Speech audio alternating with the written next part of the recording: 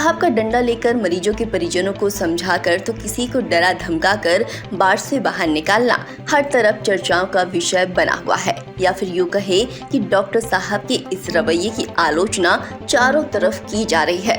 भले ही डॉक्टर साहब अस्पताल की व्यवस्थाओं को दुरुस्त करने में अपनी ड्यूटी निभा रहे हों, लेकिन उनका यह रवैया लोगों को रास नहीं आ रहा।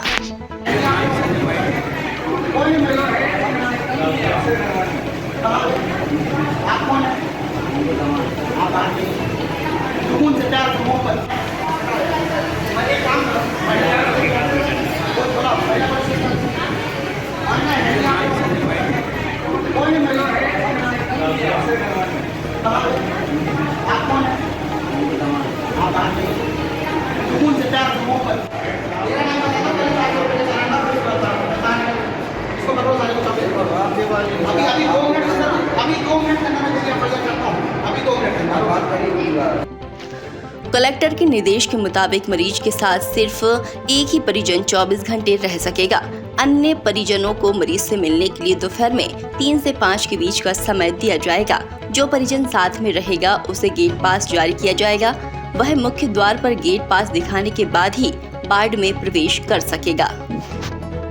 आपको बता दें, डॉक्टर अरुणेंद्र शुक्ला को जिला अस्पताल में वार्डों की व्यवस्थाओं एवं पार्किंग व्यवस्थाओं को दुरुस्त करने का नोडल अधिकारी बनाया गया है।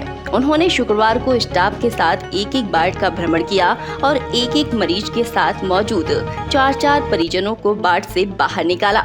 डॉक्टर शुक्ला ने बताया कि कलेक्टर के द्वारा 30 मई को बैठक लेकर जो निर्देश दिए गए हैं वे उनका पालन कर रहे हैं। जी सर, किस तरह की व्यवस्था अस्पताल में बनाई गई है मरीजों से मिलने के लिए? कितना समय निर्धारित किया गया सर? क्या लोग श्रीमान कलेक्टर महोदय द्वारा दिनांक 31 मई 2022 को डॉक्टर्स के बीच में एक मीटिंग ली गई थी, जिस दौरान उन्होंने अस्पताल की व्यवस्था सुचारू रूप से संचालित करने के लिए कुछ व्यवस्थाओं पे काम करने के लिए बोला था, जिसके तहत उन्होंने यह कहा था कि पार्किंग और सुरक्षा के लिए नोडल डॉक्टर अरुण शुक्ला यानी कि मुझे बनाया जाए और मुझे इन सब की देखरेख के लिए मतलब नियुक्त किया गया था कलेक्टर महोदय के द्वारा। और साथ ही साथ उन्होंने परिजनों की व्यवस्था को, भीड़ को नियंत्रित करने के लिए अस्पताल में जो मरीज आते हैं उसकी वाहनों की पार्किंग की व्यवस्था के लिए ऐसा निर्देश दिया था कि अस्पताल में मरीजों से मिलने का समय परिजनों द्वारा 4 से 6 ही होगा, जिसके लिए हमने कलेक्टर साहब से और सीएस साहब से निवेदन किया कि उसको घटाकर 3 से 5 कर दिया जाए, क्योंकि 6 बजे के आसपास टीकाकरण का समय रहता है और वैक्सीनेशन का समय, जिस दौरान जो नर्सेज होती हैं वो मरीजों को, परिजनों को दवाइयाँ देती हैं। और साथ ही साथ ये भी निर्देश दिया गया था कि एक मरीज के साथ में केवल एक ही परिजन रहेगा और जिसके पास में गेट पास होना आवश्यक है। अगर गेट पास नहीं होगा और कोई भी व्यक्ति अनधिकृत रूप से अस्पताल में पाया जाएगा तो उस पर कोई कानूनी कार्रवाई की जाएगी। सुरक्षा को लेकर और भी जरूरी जी आपकी कमी बिल्कुल। अभी वर्तमान में देखा जाए तो जिला चिकित्सालय में जो है वो मरीजों का आना जाना लगभग बढ़ चुका है और परिजन भी काफ़ी, लगभग 1000 की संख्या में प्रतिदिन मरीज यहाँ पे आ जा रहे हैं। तो इतने मरीजों को, इतने परिजनों को सुचारू रूप से संचालित करने के लिए हमें तो कुछ अतिरिक्त संख्या में सिक्योरिटी गार्ड्स की आवश्यकता है, साथ ही साथ पुलिस का भी सहयोग वांछित होगा।